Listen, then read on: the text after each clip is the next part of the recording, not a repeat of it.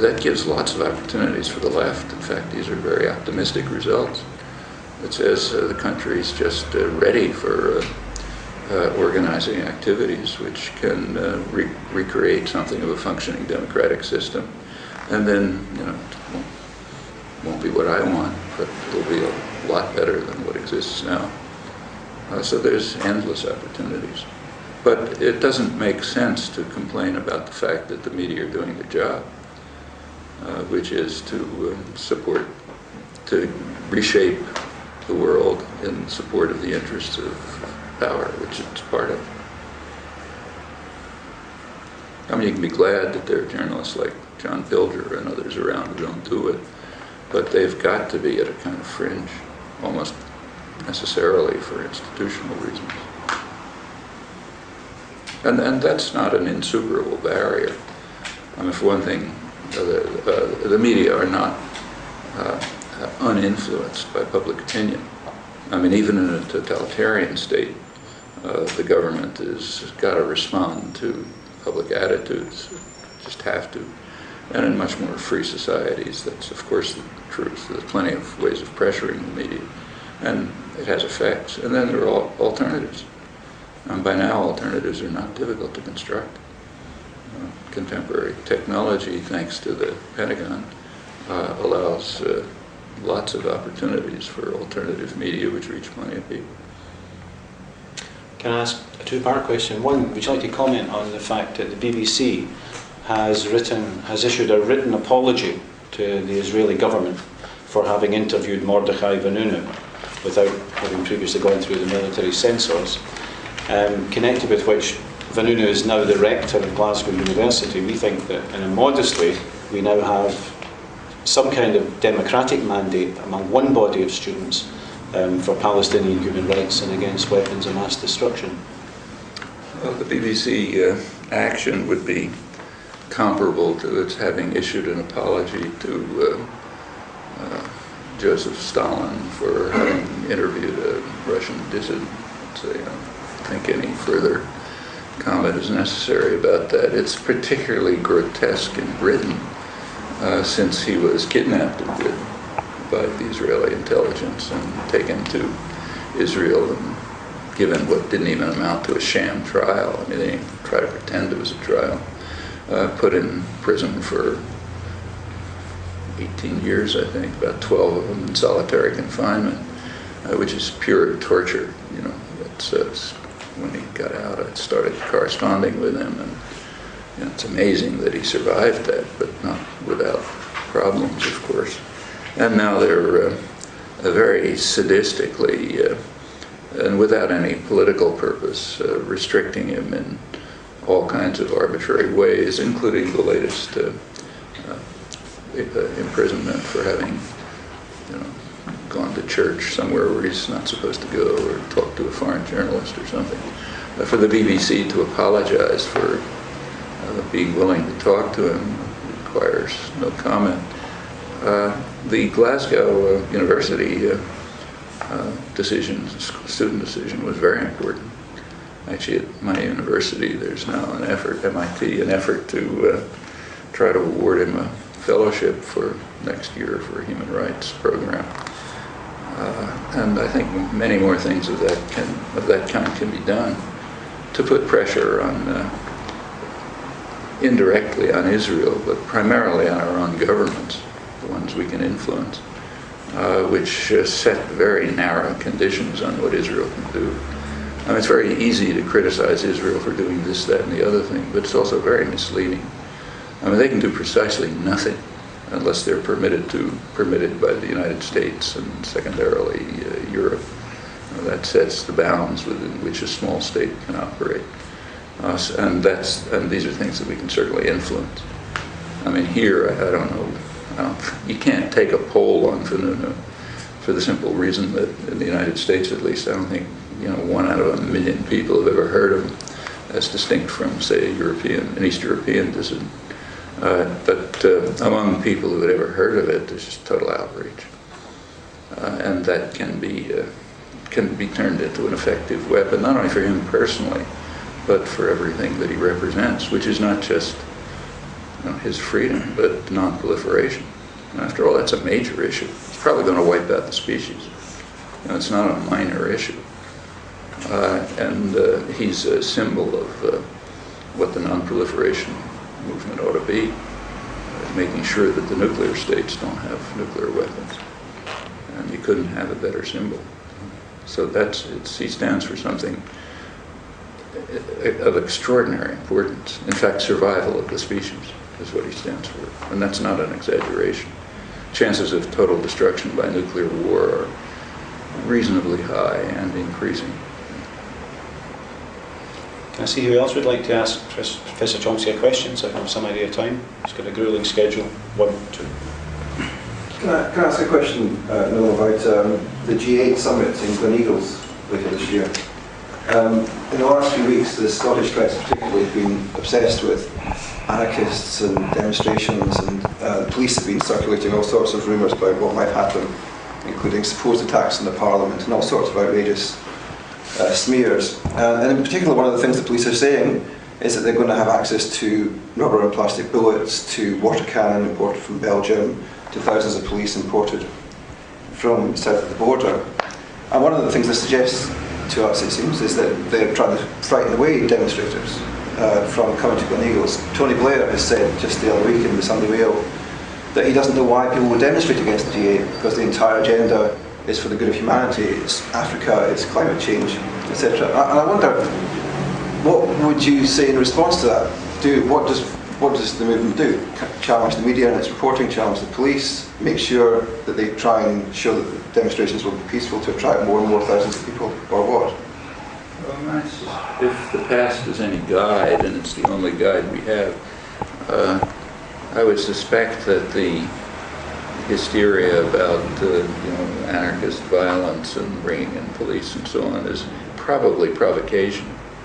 I mean, they like nothing more than to provoke a violent confrontation. That puts the issues off the agenda. Then you don't have to bother with the issues that the protesters are raising, and you can talk about the fact that somebody threw a stone at a bank window.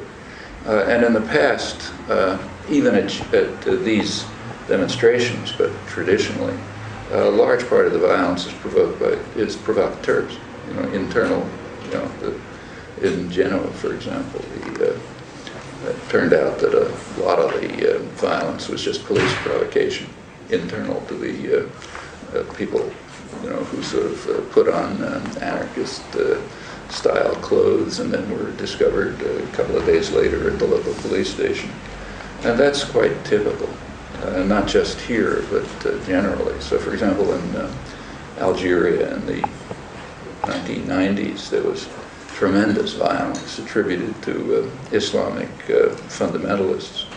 But it turned out on investigation that a typical act of, actually there was a study done by expatriate Algerian physicists, some of them, one of them in Oxford, one of them at MIT, which is how I got to know about it, in which they just did a careful analysis of the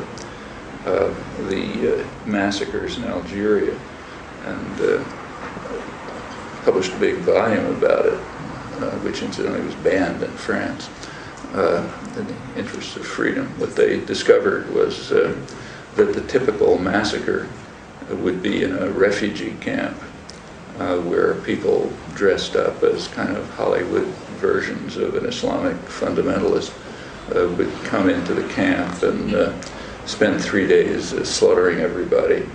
The camp would be maybe a kilometer away from a major military base, but nobody noticed it. And after the place was wiped out and hundreds of people were killed and so on, 6 months later some general would come and buy up the land for 25 cents and build a fancy tourist hotel or something like that.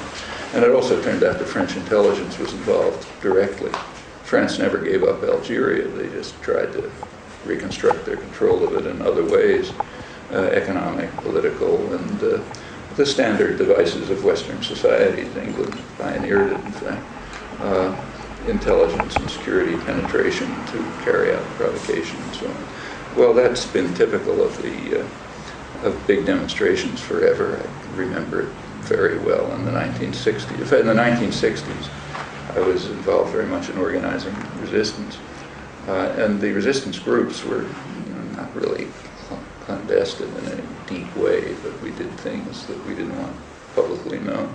But every group learned very quickly that you cannot you can't talk about anything serious in a meeting which includes, say, 7 or 8 people, because 1 or 2 of them will be an informer. So everything serious that had to be done was always done with affinity groups, small groups of people who know each other, you can trust each other, and so on. And that's true on just about everything. So I'd assume it's very likely true here too. And trying to build up an atmosphere of tension will both tend to provoke the violence that they're hoping for, and if it doesn't, they'll do it themselves. That's what police provocateurs are for. It's an old tradition of security forces. What the protest, Blair's statement is, again, kind of like the BBC apologizing when they talk about it. We know what G8 is. It's not a humanitarian organization. And the protesters have something very important to say, and they ought to get it across. One of the methods of preventing them from doing it will be to create an atmosphere of violent confrontation, in which case you can talk about stone throwing and ignore the significant points that are being brought out. But the demonstrators should pursue their own agenda. Actually, this is extremely typical of lots of, there's a long history of this. You take a look at the whole history of external imperialism or internal domestic control. So it almost always turns into a matter of a confrontation between 2 kinds of strength. One is political strength, the other is military strength. The imperial powers had military strength, but not political strength. That's in the hands of the population. Domestically, and whether it's union organizing or protests about government policies or whatever, it's the public that has political strength. It's the power centers that have the means of violence. And that just extends to almost everything.